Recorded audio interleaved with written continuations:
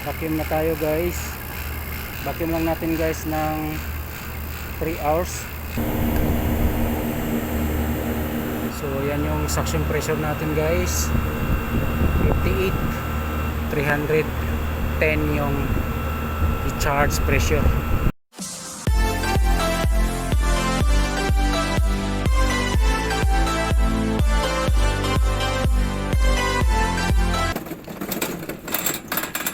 So gagawin na natin guys, ito yung sinit natin kaninang umaga. Ito yung body nameplate nya, 13TR Train Package Air Conditioner, dalawang compressor, LRA 124. So yun nga guys, kakaiba yung tunog ng compressor. Tapos nung binuksan natin, malamig naman yung suction nya guys, pero hindi rin kalamigan. Tapos sobrang init yung compressor na katawan or compressor body. So halos hindi mahawakan. Kaya meron talaga akong doubt na baka nag high pressure. So kanina kinuha natin ng suction at saka discharge pressure. So yun, na find out natin na clog yung liquid line filter dryer. Ayan. So yung malaki na yan.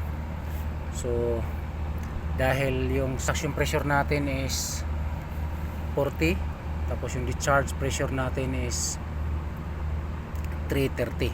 So medyo mataas na siya. Kaya hindi pa siya nag overheat or nag trip yung suction pressure switch dahil 40 suction pressure pa niya. So yun, kaya iba na yung tunog ng compressor, umiinit siya. So kunti na lang yun, mag trip yung overload protector ng compressor dahil sobrang init na. Kaya yun pala yung dahilan kung bakit nag-create siya ng sobrang ingay. Tapos nung pinagana natin uli, kinuha natin ng gas pressure, napansin din natin na nag-yelo yung distribution ng ating evaporator coil. Kaya yun, barado na talaga yung liquid line filter dryer. Okay, so ngayon release natin yung pressure para mapinsahan na natin. Mabilis lang naman to papalitan ng liquid line filter dryer dahil flare nut lang yan. Tara, pinsahan na natin.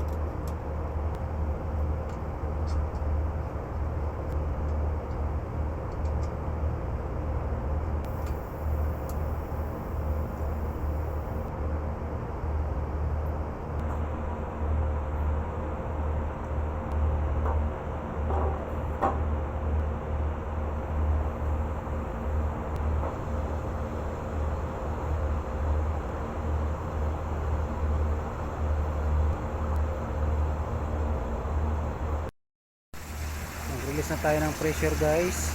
Ayan. So ganyan ako mag-release ng pressure guys, dahil wala kaming recovery machine, para man lang hindi direct sa kalikasan yung R22. Kahit pa paano makatulong din tayo sa ating Mother Earth. Ayan. Habang nag-release tayo ng pressure guys, tatanggalin natin yung yung fan blade para maka-access tayo. Papasok tayo sa loob para magpalit ng liquid line filter dryer.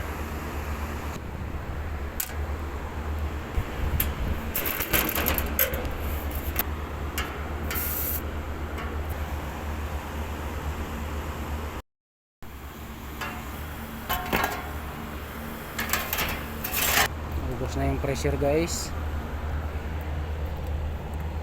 Ayan.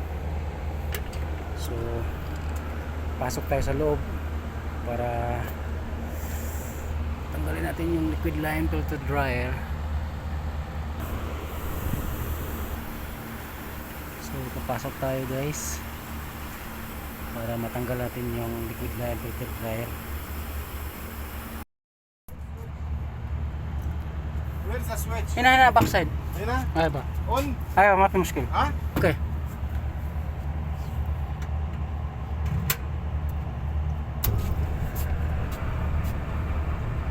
اوكي. اوكي.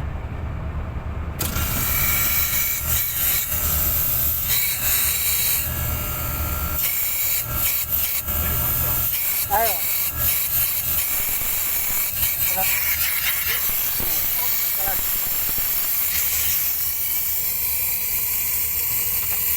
ايوه انا اوكي. راكب بيرنج هذا انت ما في حسن انا وفيز هتلاقي بيرنج. اوكي. جبت لك اس كي اف. كويس كويس كويس. انا اجي شدقة انا رودا. ما في خلي ولي هذا ويندو. ها ايوه ايوه انا تشوف فريزر بنروح ورك شوب. بعدين نروح ورشه بسوي هذا موتور بعد كده فاكيوم خلاص هنا سوي تشارج كم اورز هنا I think come time. So, i-flare natin ng bago ito guys. Kaya pa kaya to. So, kaya pa. Dahil meron siyang leak ng konti. So, i-flare natin ng bago. So, ito yung bagong liquid line filter dryer guys. EK165. Ito yung papalit natin dito sa luma. Parehas lang din ito ng size, EK165 flare type. Ayan, i-flare natin ang bago guys dahil sira ito, manipis. So flare natin ang bago.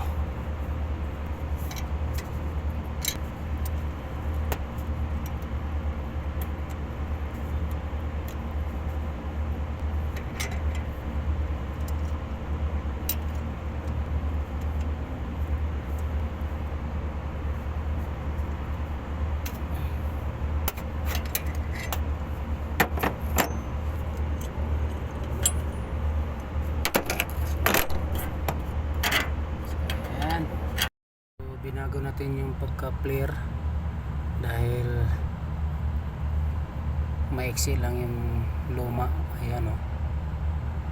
So hinaba natin ng konti.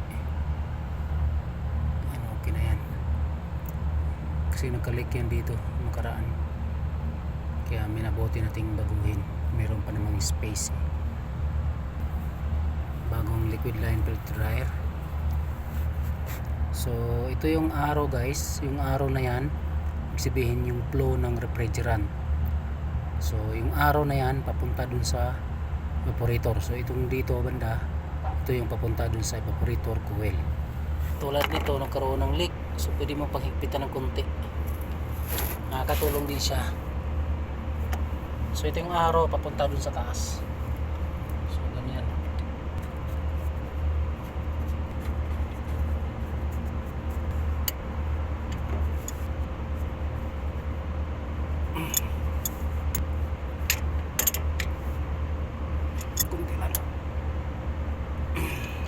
So nakabit na natin guys yung bagong liquid line filter dryer. So ayan, EK165 flare type. So ang bilis lang. So nag-flare din tayo ng bago dito. Tapos yan, higpitan na natin. Ito yung luma. So parehas din sila ng size. So labas na tayo para mag-vacuum na tayo guys. Vacuum lang natin ng 3 hours. Pwede na to, maliit na system lang naman to. So ayan. So mag-vacuum na tayo guys. Ayan. Naka-start lang natin. Engage manifold natin. So vacuum lang natin guys ng 3 hours. Saka tayo magkarga ng refrigerant 22. So napalitan na rin natin yung liquid line filter dryer. Ayan. So vacuum lang natin ng 3 hours.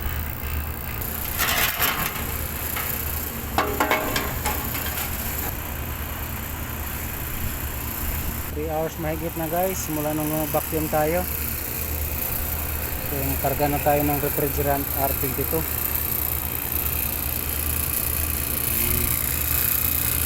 Vacuum natin.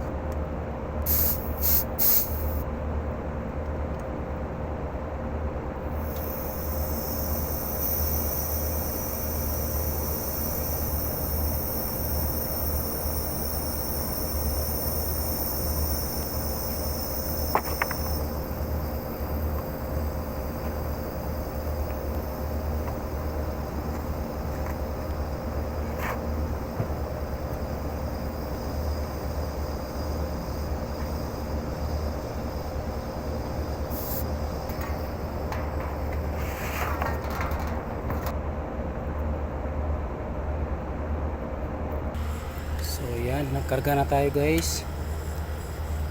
So switch na natin para gana na siya.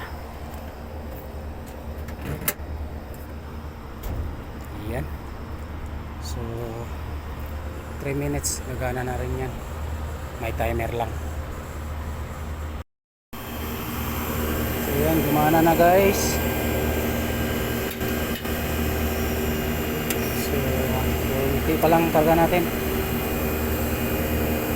So ang running ampere natin, ito kunti pang karga natin.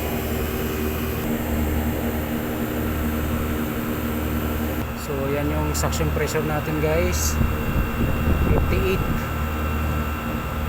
310 yung i-charge pressure.